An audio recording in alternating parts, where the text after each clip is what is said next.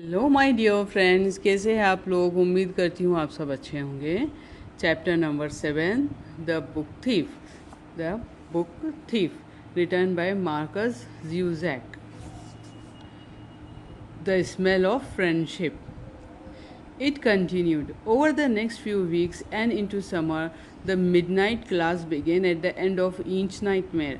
There were two more bedwetting occurrences, but Hans Huberman merely repeated his previous cleanup heroics and got down to the task of reading, sketching, and reciting. In the mornings, early hours, quiet voices were loud. On a Thursday, just after 3 p.m., Mama told Liesel to get ready to come with her and deliver some ironing. Papa had other ideas. He walked into the kitchen and said, "Sorry, Mama, she is not going to with you today." Mama didn't even bother looking up from the washing bag. "Who asked you?" "Archlock, come on, Liesel. She is reading," he said. Papa handed Liesel a straightforward smile and a wink. "With me, I am teaching her. We are going to the amp upstream where I used to practice the accordion." Now he had her attention. Mama placed the washing on the table and worked herself up to the appropriate level of cynicism. "What did you say?" "I think you heard me, Rosa." Mama laughed. "What the hell could you teach her? A cardboard grin? Uppercut words? Like you could read so much, you sockle." The kitchen waited. Papa counted punched. "We will take your ironing for you. You filthy." She stopped. The words propped in her mouth as she considered it. "Be back before dark." "We can't read in the dark, Mama," Liesel said. "What was that, Somench?" "Nothing, Mama." Papa grinned and pointed at the girl. "Book, sandpaper, pencil," he ordered her, "an accordion." Once she was already gone, soon they were on Himmel Street, carrying the words, the music, the washing. As they walked towards Frau Diller's, they turned round a few times to see if Mama was still at the gate, checking on them. She was. At one point she called out, "Liesel, hold that ironing straight, don't crease it."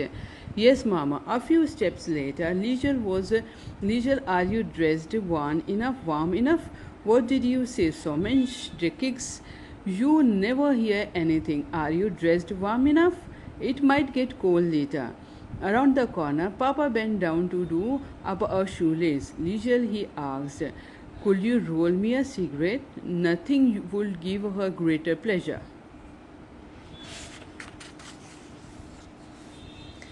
Once the ironing was delivered, they made their way back to the Amper River, which flanked the town. It worked its way past, pointing in the direction of Dachua, the concentration camp.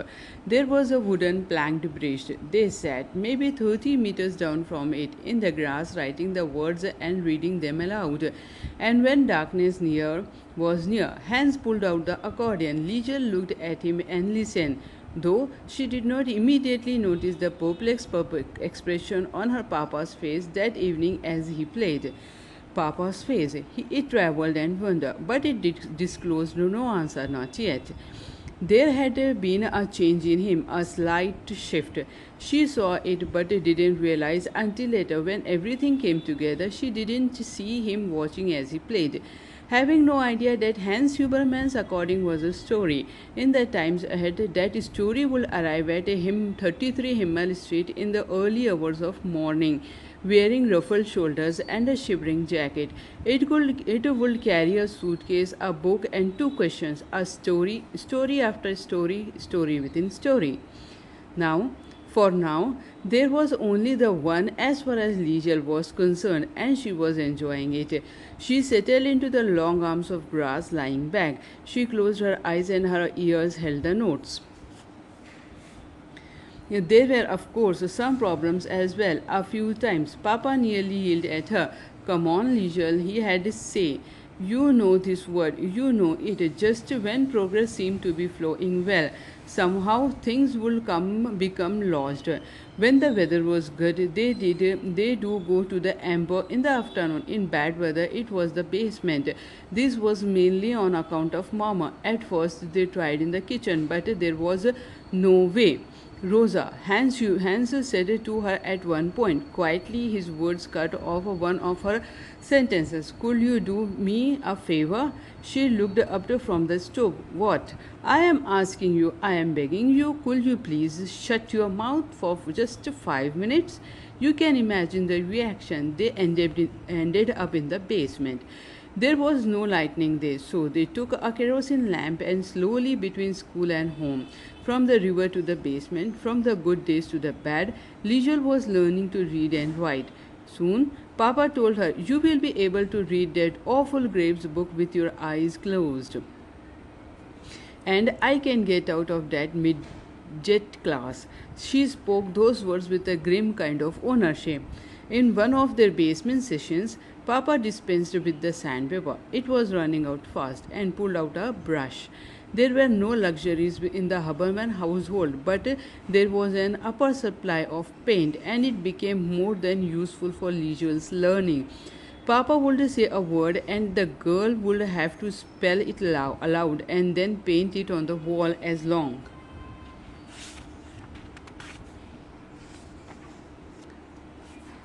As she got it right, after a month the wall was recoated, a fresh cement page. Some nights, after working in the basement, Liesel would sit crouched in the bath and hear the same utterances from the kitchen. "You stink," Mama would say to Hans, like cigarettes and kerosene. Sitting in the water, she imagined the smell of it, mapped out on her papa's clothes. More than anything, it was the smell of friendship, and she could find it on herself too. Liesel loved that smell. She would sniff her arm and smile as the water cooled around her.